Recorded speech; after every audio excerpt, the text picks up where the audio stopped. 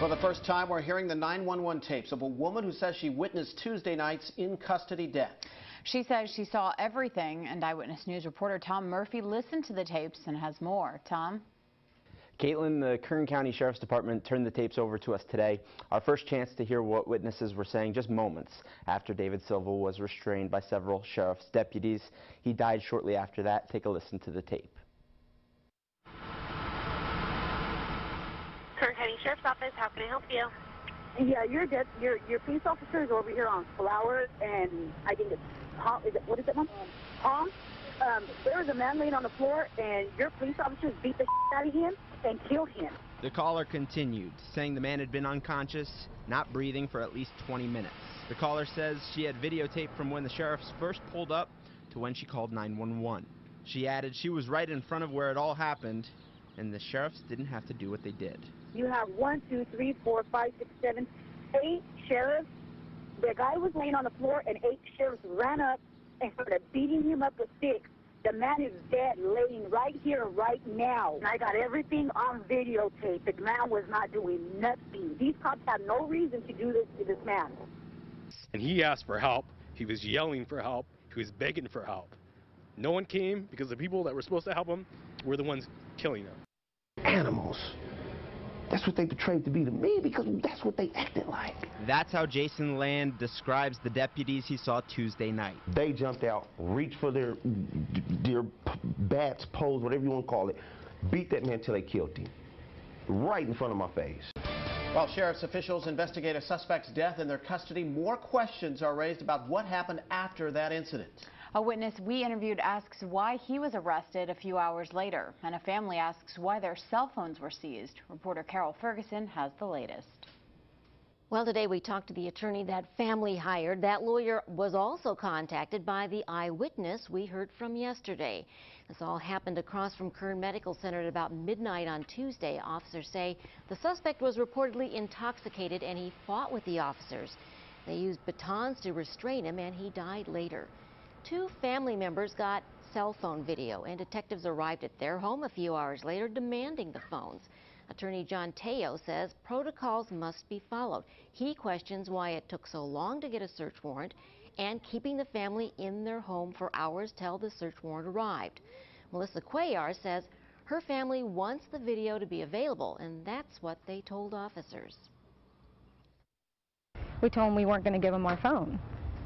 And they told us that it was evidence, and pretty much my house was a crime scene because we had the evidence. I think they felt that they could intimidate these people in giving them their phones without the search warrant.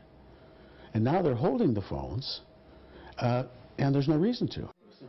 What are we supposed to do when we're witnessing a sheriff, police officer, whoever it may be that's, works with the law, committing a crime like this, man? Who do we call? He called Eyewitness News.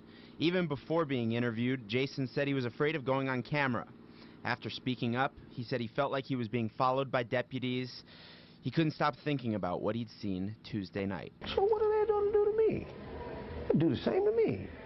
I ran. He said he ran to the nearest friend he could find, who drove him to the hospital. If I wouldn't have said nothing, I wouldn't be in cuffs. But since I said something, I'm in cuffs.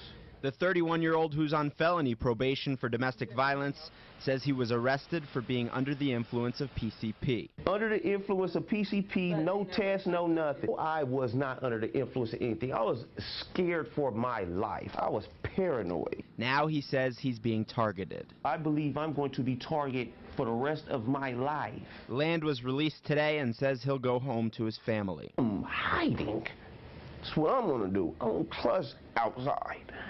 When the people that's supposed to protect me for people that do that without badges, the badges will do it too. Good.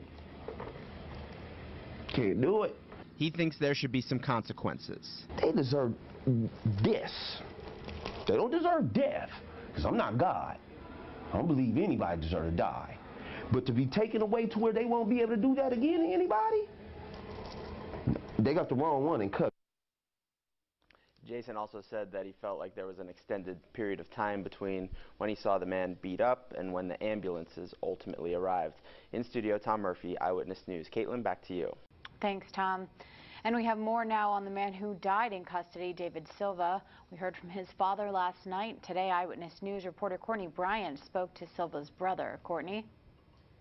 That's right. David Silva's brother, Christopher Silva, is in mourning, but that has not stopped him from speaking out. He says his brother was murdered at the hands of those who should have been fighting to save him. David Silva is survived by 4 children, ranging from ages 2 to 10. They haven't yet learned of their father's death, but when they do, Christopher Silva wants them to hear the right story. I don't want them thinking or being told that my brother was just a bum on the street laying face down in the pool of his own blood. He was much more than that, and if anything, I want them to be able to know that their father meant a lot to a lot of people. Christopher Silva says the memory of his brother will encourage him and his family to fight for justice. And he asked for help. He was yelling for help. He was begging for help. No one came because the people that were supposed to help him were the ones killing him. As the coroner's office is conducting an autopsy, the family has not yet been allowed to view the body. Christopher Silva says all he wants is to say goodbye one last time. All I ask for is to see my brother's body. You know, I want to see what they did to my brother before anything is kind of hidden, you know, before anything is made up. I don't want anyone else to see. Just let me go in there and let me see my brother. The coroner's office says an autopsy has been conducted, but results have not yet been released. We will, of course, be sure to bring you the latest as this story continues to develop. Back to you.